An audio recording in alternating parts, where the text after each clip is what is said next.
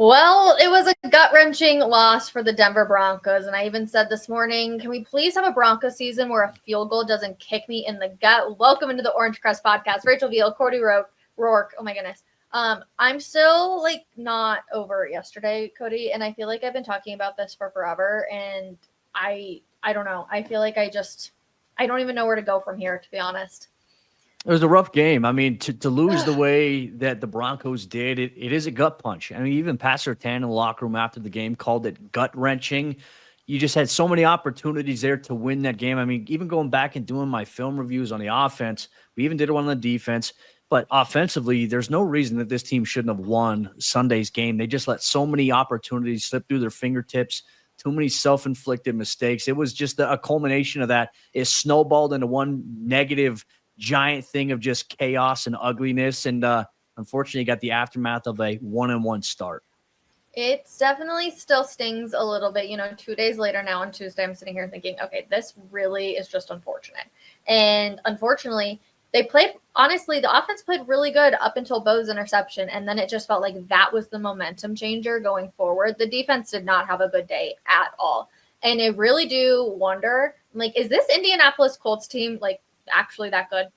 Are we talking about a playoff team when it comes to the Colts? Because I don't know the last time they started 0-2. Actually, it was 2-0 in 2009 was the last time they started off this hot. Oof. So just makes me sit there and think, okay, are they really this good? And do the Broncos just kind of overlook them? It's going to be a question we all pay attention to because they have a really tough test against the Chargers this upcoming week. But let's talk about the field goal.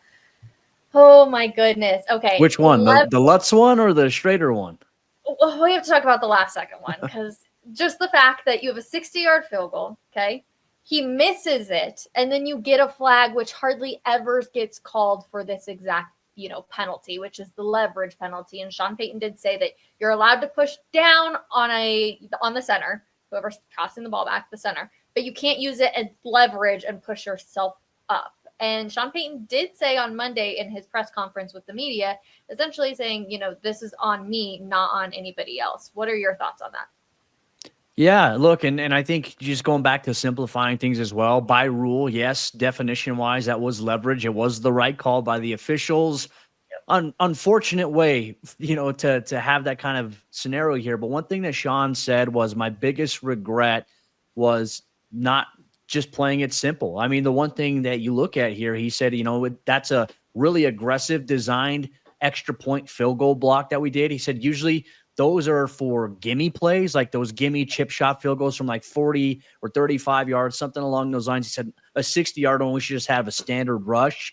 And when you go back, woulda, coulda, shoulda, that's always the thing. After the fact, you always look at the things that you could have done or that you should have done differently. And it was ultimately costly. And the Broncos, I tweeted out after when he missed it, I was like, oh, Broncos survived. Great. And then you see the flag and it's like, oh no, there's a flag. It gives you 15 yards. And obviously you made it look. And I would say this, Rachel, the Broncos should have never been put in that position. And they were, unfortunately, because of the defense. In 2 straight games, the Indianapolis Colts have not punted a single time. And a more staggering stat that should be infuriating is what the Broncos allowed on average on first down, 9.8 yards per play on average on first down allowed by this Denver defense. Too problematic here and a little bit of a concern here, as Sean Payton highlighted in his conference call with us yesterday. No, I could not agree more, too. And we have to talk about the fact that hardly anybody has targeted Pat Surtain. Well, it felt like the Colts weren't afraid to. Now, Sean Payton did talk about this also in his conference call, sitting down and saying maybe it wasn't so much that they were targeting Pat Surtain, but more just the play design and how things kind of played out. But a lot of people I saw on social media throughout the past couple of days have been talking about, well, yeah, Pat Surtain didn't look the same, so that's, of course, why they went after him. But before Pat Surtain even went down and was hurt with his ankle injury, they were still going after him. And I feel like that, you have to give it to the Colts. They were super aggressive, and that's why they haven't punted. How many times did they go for it on 4th and down? Twice. The Broncos luckily stopped them on both of those. But essentially, they're just a very aggressive team. But I was interested that they were going after PS2 over there. Yeah, and look, so much of it is just trying to get underneath stuff there, right? They have a lot of different route concepts, and I broke down the film. It's obviously on our Mile High Sports YouTube page here of the defense. Their chunk plays were really they were opened up by miscommunications, by bad alignment, and also on top of that, some of the smarter plays that you're talking about, like that 9.8 yards or some of the plays targeted to PS2 specifically, they have vertical clear outs on one side of it where they're bringing guys underneath, and Pat is supposed to trail that. Of course, he left this game for a couple of plays with an ankle injury, had it heavily taped up. That could have impacted him. But yeah, it's just one of those games where we talked about it last week in our preview, Rachel, where the Colts have a lot of different weapons that they can throw to. And certainly, I mean, Daniel Jones, he was connecting with anybody and everybody. The Colts had 5 different offensive pass catchers who had at least 40 or more yards in this game. He was surgical. He was efficient. And I think that this Colts team is better than most people thought that they were going to be, myself included. Their offensive line, I thought, did a terrific job because the Broncos blitzed them on 44.4% of his dropbacks there, according to Next Gen Stats. He was just getting the ball out of his hands quickly. That was problematic. But what's more problematic is that second level of the field there. I'm more concerned about linebacker right now than I am the secondary. Okay, let's talk about Alex Singleton. Rough I game. feel like he's not had a great start to the season for sure. Is it just rusty? Is it because he's now broken his thumb twice, or is it thumb or finger, whichever one, I guess? It was his thumb. Yeah, I was going to say he, obviously broke it during training camp, and then he broke it again in week 1. I can't imagine the pain you're going through, having a club on your hand, trying to tackle, hold on to guys. I can't imagine. But just some of the looks, I'm even like, Alex Singleton, are you paying attention to what's going on in this game right now? I'm curious, when you looked at the film review, what you thought. Just a lot of moving pieces. I think, you certainly had some miscommunications. I also think that the Broncos, some of the rules that they have from a coverage standpoint, might have to be a little bit flexible, and I think specifically on that really big Jonathan Taylor catch and run that he had down the right sideline there, Alex Singleton has to scrape across not only Brandon Jones and the tight end that's crossing, but you have the outside receiver that's trying to run an in-breaking route with Pat Surtain over the top. So ideally, what I would have liked to see on that play specifically, maybe you have a combination call there. Maybe you have a communication call between Singleton and Brandon Jones saying, hey, Brandon, if the back swings out, you got to take the back. I'll take the tight end. But once again, like sometimes the Broncos, you just got to line up and you got to go, because some of it, when you're playing man coverage, is predicated on you sending pressure, and you got to have everybody lock up. It just seemed like, for Singleton, definitely seems like, there's a speed disadvantage that he certainly has compared to other running backs. And they really tried to isolate not only Jonathan Taylor against him, but also Tyler Warren. It was a rough game, rough game for Singleton. And I know he's tough as nails. Dude just beats his tail off.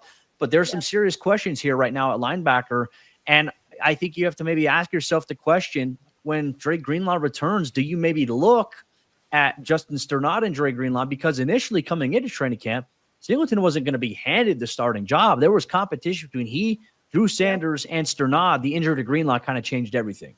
No, 100%. Justin Sternad, 2 sacks in 2 games. I mean, you have to give it to him. He's looked relatively good out there, especially with what he's been dealing with. But you're also starting to wonder, we have to see Dre Greenlaw this week, right? Otherwise, why would the Broncos have not put him on short-term IR? Like, it would just be such a big question mark in that position.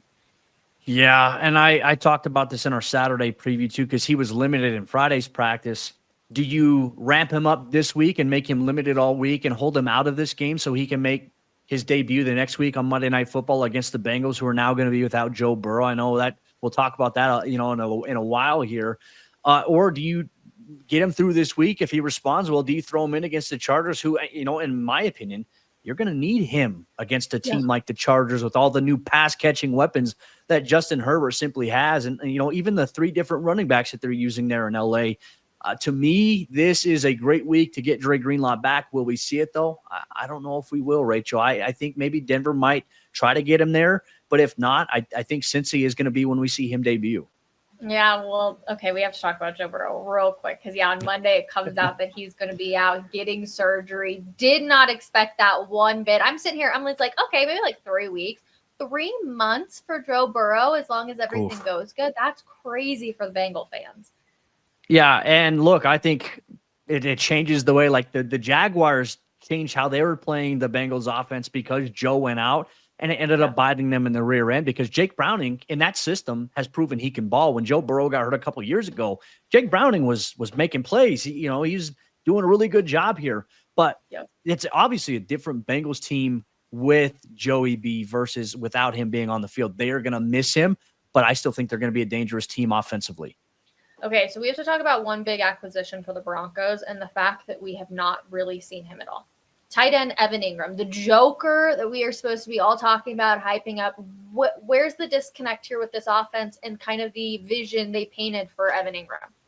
It's been a surprise, Rachel. I honestly have been a little bit lost for words as to how he's been utilized here. Because look, we even go back to the preseason. We saw the little cleared out design that Sean Payton or Davis Webb had schemed up there, and Evan Ingram had the 48-yard catch and run in the preseason. We're like, okay, there's your joker. But through 2 weeks of play, he hasn't been utilized the way that Sean Payton says that he would utilize a joker. Like if you go back and watch Sean's offenses where he had Jimmy Graham, Kamara, and these other guys, the way that he would scheme those guys up, we're not seeing that with Evan Ingram. I mean, I think we got to the point of, I don't know about you, but I was sitting there at number 38 watching the game, and I was thinking to myself in the third quarter, we haven't seen Evan Ingram. He hasn't had a single target. Then he got in on one play. Then it was a penalty. Tyler Bede has a screenplay for 18 yards. And then Ingram has a great 12-yard catch that moves the chains late in the game. But then it's like, how come we're not seeing him used as much? Like you look at a joker in Indy, the way that they use Tyler Warren, how come Sean is not finding a way to use Evan Ingram in this situation? To me, it's mind-boggling because it goes against everything that Sean said that he was going to do with him. Yep, I was waiting too because Evan Ingram needed one more reception to become the 8th fastest tight end to reach 500 career catches. And so I'm sitting here going, okay, when are we going to see him get involved? I'm surprised this tweet doesn't happen. I have my tweet all scheduled out of Twitter, ready to go. And I was like, holy smokes, it came until I think it was 3 minutes left to go in the third when he finally got one target. Unfortunately, it didn't end up happening. It was an incomplete. Then he ended up getting his target. So he did become the 8th fastest tight end to hit 500 career catches. But I was like, what are we doing here? The offense, yeah, they had a much better game, but I didn't think that they looked 100% by any means. So I was like, why aren't we utilizing one, a veteran on this team? Because there's a lot of young guys. But two, somebody that you're supposed to be highlighted and, put on a bit of a pedestal for this offense. Yeah, I mean, that was the goal when you signed him. You brought him in. Sean Payton has been looking for his joker since he came 2 years ago in 2023. They thought it was going to be Greg Dulcich, and then Greg Dulcich couldn't stay healthy. Evan Ingram was fully clear. A lot of people are saying, well, he was injured. Well, he was off the injury report on Friday. He was a full go Thursday and Friday off the injury report. So there shouldn't have been any limitations here unless they were trying to just be cautious with him. But to me, I just think, is Sean waiting for the right moment to unleash Evan Ingram? In my opinion, I don't see why you want to wait. There's not going to be a perfect game where you wait to unveil him. You need to have this offense humming. And I thought the offense, they were really efficient in Sunday's game. Some missed opportunities, some penalties that were costly. But the biggest travesty here, I think, was not getting Evan Ingram involved a lot earlier. But Rachel, you know who was involved a lot more in this game? Troy Franklin. And we are going to discuss him here on today's Orange Crush podcast. Yo, I can guard pro in these. I can guard you and route you up. You sure about that? You fellas looking for a quarterback? The goal! You're right, Billy. These do bring out my eyes. Every shoe for every athlete. Dix is the GOAT.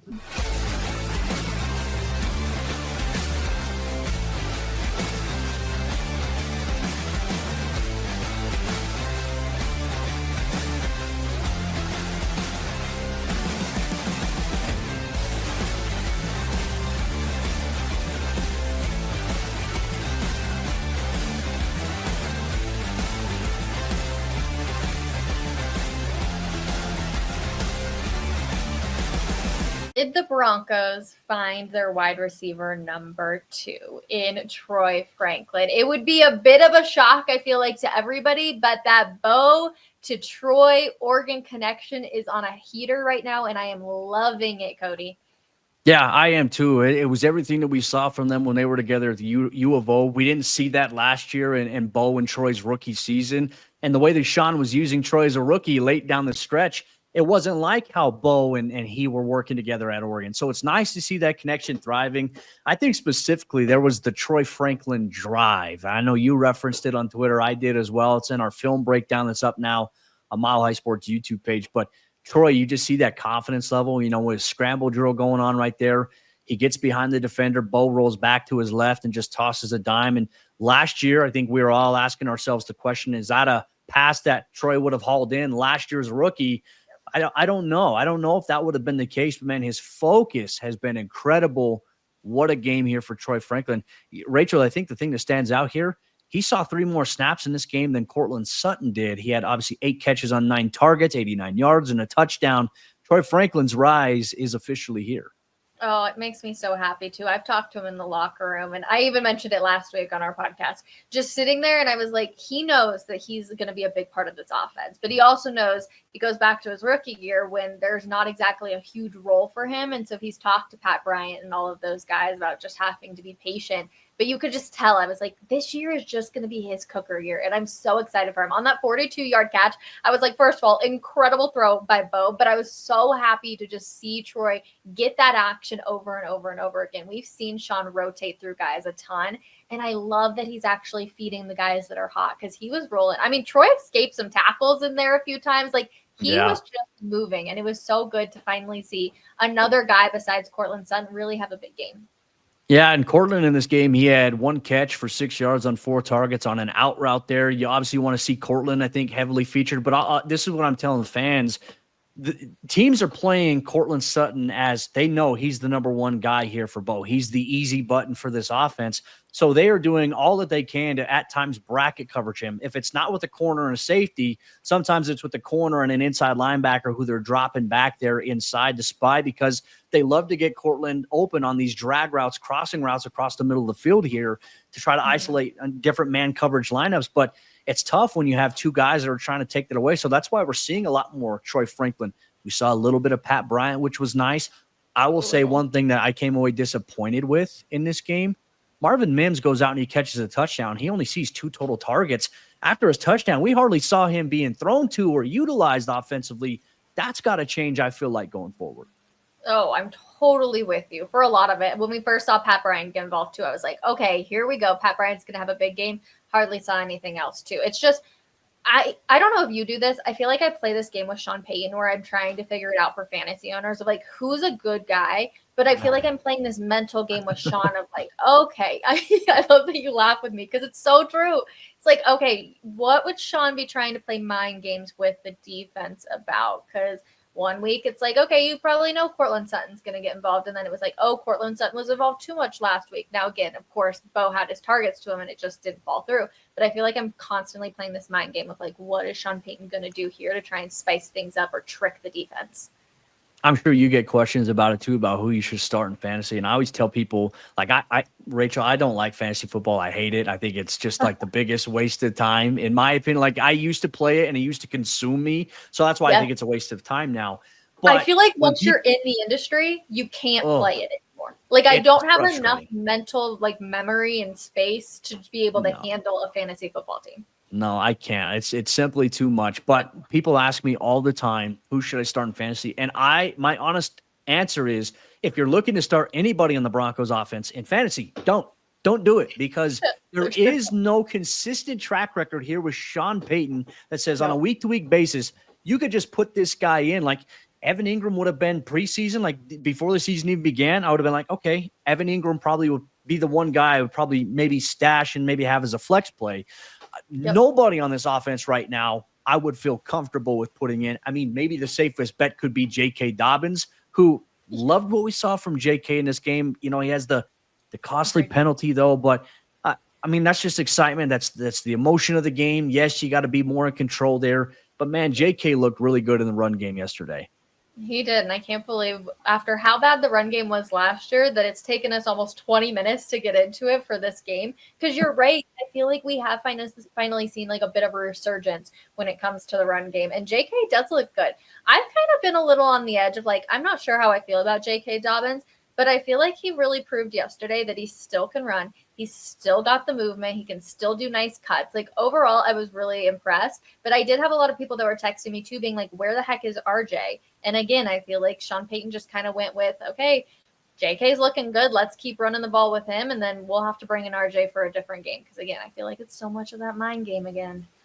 Yeah, which I think sometimes if anyone's trying to play mind games on anybody, I think Sean's ultimately playing a mind game on himself and not anybody else, because you want to have balance here. And I would say, yes, feed the hot hand. And we talked to Sean yesterday in the conference call, and one thing he was asked about was the looks that JK had in terms of being fed the hot hand. He agreed with that and said RJ out of 11 personnel, seemingly had some harder run looks there that weren't necessarily his fault. It's based on how the defense played him.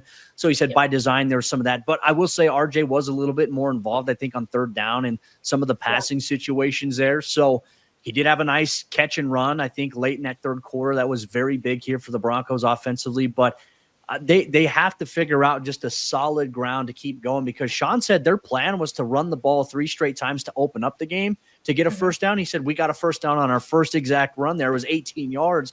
He said, so then it changed the way we were able to call the game. And I thought he called a really good game. But then once again, I feel like there's times he overthinks it. 3rd and 3, it's on the play that Bo Nix is intercepted on.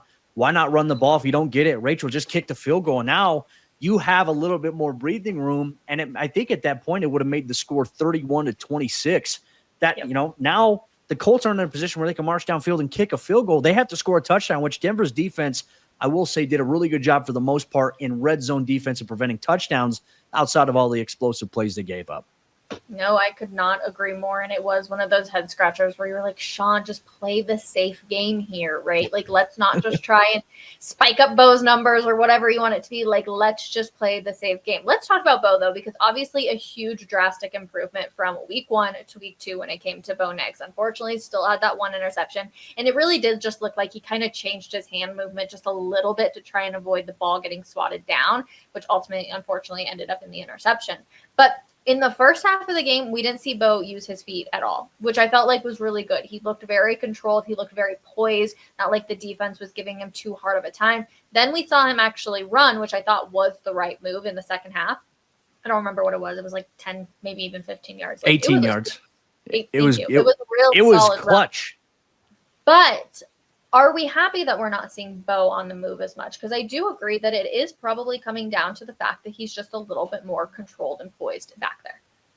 I think there's got to be balance there, right? Like for me, I'm not a big fan of using quarterbacks constantly with their legs, because they're going to absorb potentially more hits, more contact. And also when you're trying to slow up, the last thing you want to see is a non-contact type of injury there. So I would rather Bo at times play the game within the pocket, get the ball out of his hands. I thought he was clean on his footwork all day long. I thought he did a really good job on that Troy Franklin 42-yard pass on the scramble drill. That was an absolute dime that he threw there. They ran some RPO stuff that worked to Troy there on that 16-yard catch and run that got them to the 2-yard line. And I think he was just decisive. Now, to your point on the interception, you're right, because he's standing there. Cortland is coming on the crossing route because they got cover 1. They got man coverage. The corner is trailing Cortland. They have another defender there on the far right side of Bo that is dropping back a little bit. So if Bo undersells that a little bit, it's going to get picked. So he tried to get it, but he couldn't follow through all the way, right? We talked about when you follow through, boom, you have extension. It was kind of like a 90-degree angle where his elbow comes up and it stays right here. It stays stagnant, and he just kind of flicks it with the wrist downfield. It sailed and it got picked there. That was a tough play there. But yeah, I mean, I would like to see some design runs with Bo, but I don't want it to be all the time. I want it to be strategic in a sense versus being like, hey, we're going to run Bo 8 or 9 times a game. I would rather it be by design, but not necessarily constant, if you know what I mean. You got to find balance with it. Totally with you. Also, it'll probably haunt me for the rest of the season, the amount of times they showed Bo on the sidelines when things were clearly going wrong after his interception. And you could just tell from his face, he was so frustrated. You just like hurt your heart a little bit. I was like, oh no, like this isn't completely on you. Honestly, it's not on anybody. It's not on Bo. It's not on Will. It's not just on the defense. Like it was just a culmination of everything that went wrong for the Broncos, especially in the fourth quarter. But it's in that one moment where both of those guys, Will and Bo, are sitting there going, this one's on me. And unfortunately, it's not the case, but it just hurts. Yeah, I mean, you look back at this game, and this is a game that I think we all agree the Broncos should have won. Unfortunately, those mistakes, those little things, they all add up. And when you look back, I mean, yes, you want this team to get to the point where they're finally winning these close games, right?